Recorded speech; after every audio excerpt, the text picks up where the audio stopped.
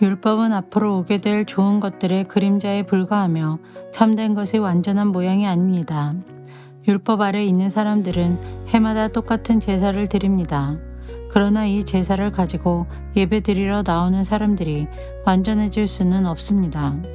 만일 율법이 그들을 완전하게 할 수 있다면 예배 드리는 사람들이 깨끗하여져서 더 이상 죄의식도 느끼지 않았을 것이며 제물을 드리는 일도 그쳤을 것입니다.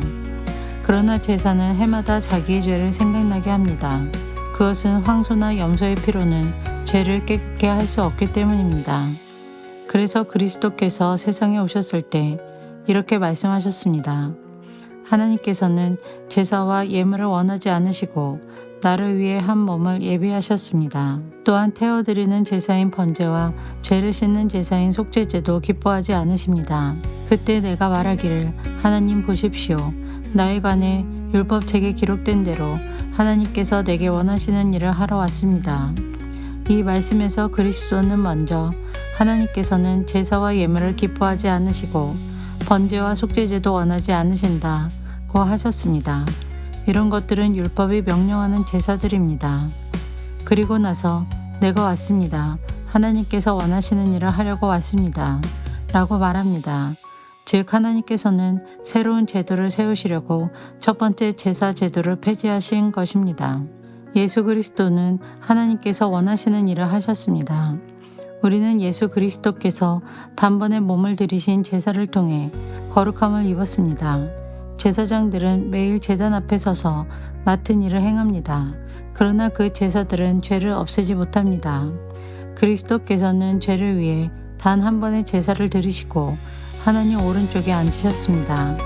그리스도는 원수들이 그의 발 앞에 무릎 꿇을 때까지 그곳에서 기다리고 계십니다. 한 번의 제사로 그는 거룩하게 된 자들을 영원히 완전하게 하셨습니다. 성령께서 또한 우리에게 이것에 관해 말씀하십니다. 나중에 내가 다시 이스라엘 백성과 함께 새 언약을 맺을 것이다. 내가 나의 가르침을 그들의 마음속에 새기고 그들의 가슴에 기록할 것이다. 또 말씀하십니다. 그들의 죄와 악한 행동을 내가 다시는 기억하지 않을 것이다. 이런 죄와 악한 행동을 용서받았기 때문에 더 이상 죄를 위한 제사는 필요하지 않게 되었습니다. 그러므로 형제 여러분, 우리는 예수님의 피 때문에 자유롭고 담대하게 지성소로 들어갈 수 있게 되었습니다. 우리는 예수님께서 우리를 위해 열어주신 새로운 길로 들어갑니다. 그것은 그분이 자신의 몸에 휘장을 찢어 생명의 길로 열어놓으신 곳입니다. 또 우리에게는 하나님의 집을 다스리는 위대한 대제사장이 계십니다. 그러니 진실한 마음과 확실한 믿음을 가지고 하나님께 가까이 나아갑시다.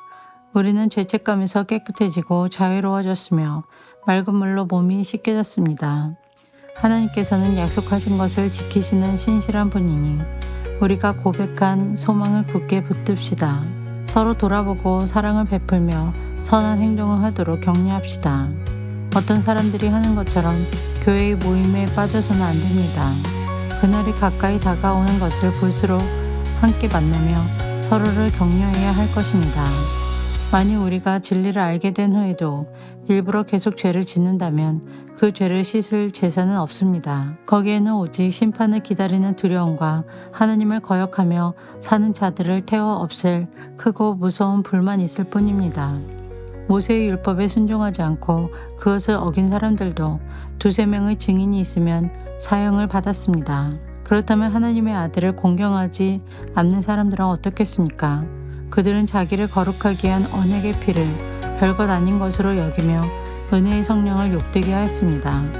따라서 그들은 더 큰 벌을 받게 될 것입니다. 우리는 하나님께서 잘못을 행하는 자들을 벌하고 그 죄대로 갚아주겠다고 말씀하신 것을 알고 있습니다. 또한 주님께서 그의 백성을 심판하실 것이다 라는 말씀도 하셨습니다. 살아계신 하나님께서 심판하시는 대상이 된다는 것은 정말 무서운 일입니다. 여러분이 처음 진리의 말씀을 배우던 때를 기억해 보십시오. 많은 어려움들이 있었지만 여러분은 꿋꿋이 이겨냈습니다. 때때로 사람들 앞에서 모욕을 당하며 핍박을 받기도 했고 그런 고난을 받는 사람들과 친구가 되기도 하였습니다. 옥에 갇힌 자들을 도와주고 여러분이 가진 것들을 빼앗겨도 기뻐하였습니다. 그렇게 할 수 있었던 것은 여러분이 더 좋고 영원한 것이 있다는 것을 알고 있었기 때문입니다. 그러므로 이전에 가졌던 용기를 잃어버리지 마십시오. 더 큰 보상이 여러분을 기다리고 있습니다. 인내를 가지고 하나님께서 원하시는 일을 해서 그분께서 약속하신 것을 받으시기 바랍니다. 조금만 이기면 오시기로 한 그분이 오실 것이며 결코 늦지 않으실 것이다.